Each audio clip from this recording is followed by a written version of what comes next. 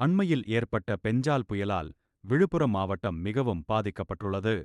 விழுப்புரம் மாவட்டத்தில் மாவட்டத் தலைவர் திரு காந்தி அவர்கள் தலைமையில் தமிழ்நாடு அன்புவழி அறப்பணி மன்றம் சிறப்பாக செயல்பட்டு வருகிறது.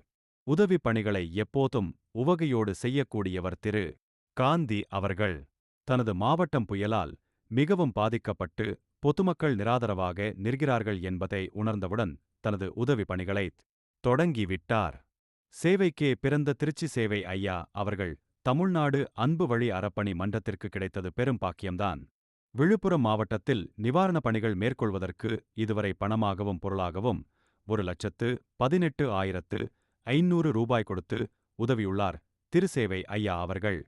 தமிழ்நாடு அன்பு வழி அறப்பணி மன்ற மாநிலச் செயலாளர் திரு ஜி.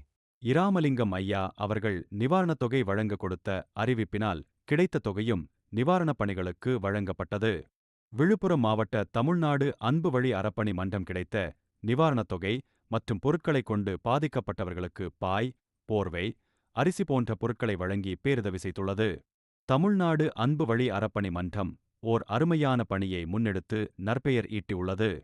இதேபோன்ற பணிகளைத் தொடர்ந்து மன்றம் அடுத்தடுத்து முன்னெடுத்து மக்கள் சேவையில் முதன்மையான மன்றமாக பெயரெடுக்க நல்வாழ்த்துக்கள், பாராட்டுக்கள்.